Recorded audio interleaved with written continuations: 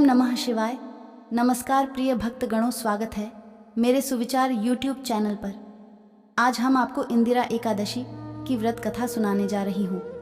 अगर आप ये कथा सुन रहे हैं तो पूरा सुनिए। इस कथा को आधा अधूरा छोड़कर जाने की गलती मत करिएगा, क्योंकि इस कथा को आधा अधूरा छोड़ने से आपको पाप भी लग सकता है। इसलिए इस कथा को पूरा सुने। तो आइए सुनते हैं। एक बार की बात है, धर्मराज युधिष्ठिर कहने लगे कि हे भगवान, आश्विन कृष्ण एकादशी का क्या नाम है, इसकी विधि तथा फल क्या है, सो कृपा करके कहिए। भगवान श्री कृष्ण कहने लगे कि इस एकादशी का नाम इंदिरा एकादशी है। यह एकादशी पापों को नष्ट करने वाली तथा पितरों को अधोगति से मुक्ति देने वाली होती है। हे राजन, ध्यान पूर्वक इसकी कथा सुनो। इस कथा को सुनने मात्र से ही वायपेय यज्ञ का फल मिलता है। तो मेरे प्रिय भक्तगणों, कथा को सुनते हैं। प्राचीन काल में सतयुग के समय में महिष्मति नाम की एक नगरी में इंद्रसेन नाम का एक प्रतापी राजा धर्मपूर्वक अपनी प्रजा का पालन करते हुए शासन करता था। वह राजा पुत्र, पौत्र और धन आदि से संपन्न और विष्णु का परम भक्त था। एक दिन जब राजा सुखपूर्वक अपनी सभा में बैठा था तो आकाश मार्ग से महर्षि नारद उतरकर उसकी सभा में आए। राजा उन्हें देखते ही हाथ जोड़कर खड़ा हो गया और विधिपूर्वक आसन व अर्घ्य दिया। सुख से बैठकर मुनि ने राजा से पूछा कि हे राजन, आपके सातों अंग कुशल पूर्वक तो हैं?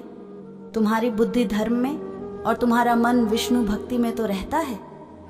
देवर्षि नारद की ऐसी बातें सुनकर राजा ने कहा, हे महर्षि, आपकी कृपा से मेरे राज्य में सब कुशल है तथा मेरे यहाँ यज्ञ कर्मादि सुकृत हो रहे हैं। आप कृपा करके अपने आगमन का कारण कहिए। तब ऋषि कहने लगे कि हे राजन, आप आश्चर्य देने वाले मेरे वचनों को सुनो। मैं एक समय ब्रह्मलोक से यमलोक को गया।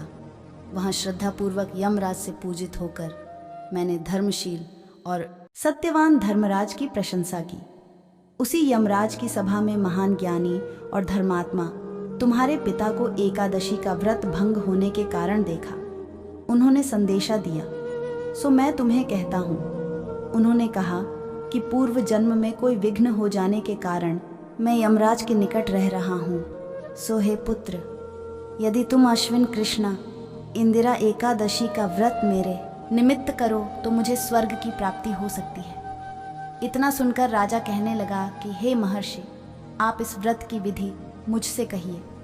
नारद जी कहने लगे, आश्विन माह की कृष्ण पक्ष की दशमी के दिन प्रातःकाल श्रद्धापूर्वक स्नान आदि से निवृत्त होकर पुण्य दोपहर को नदी आदि में जाकर स्नान करें। फिर श्रद्धापूर्वक पितरों का श्राद्ध करें और एक बार भोजन करें।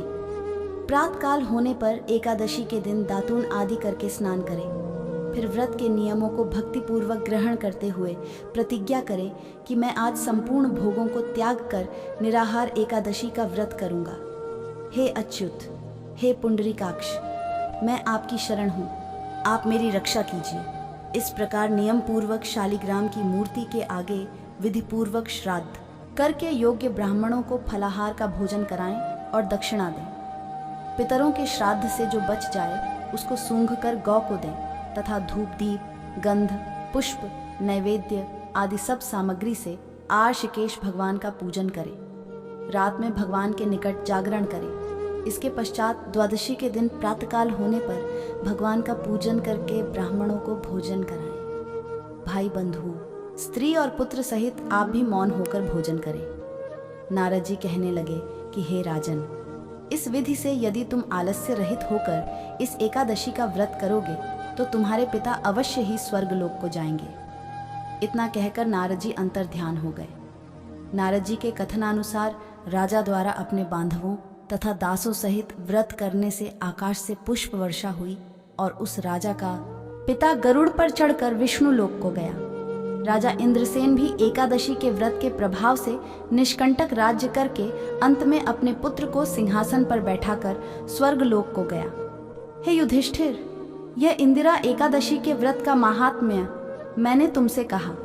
इस कथा को सुनने से मनुष्य सब पापों से छूट जाते हैं और सब प्रकार के भोगों को भोग कर बैकुंठ को प्राप्त होते हैं। तो मेरे प्रिय भक्तगणों, अगर आप सभी भक्तगणों को ये कहानी थोड़ा सा भी पसंद आया हो तो चैनल को सब्सक्राइब और वीडियो को लाइक करके कमेंट में हर हर महादेव लिखने से आपकी सभी मुराद पूरी होगी। धन्यवाद।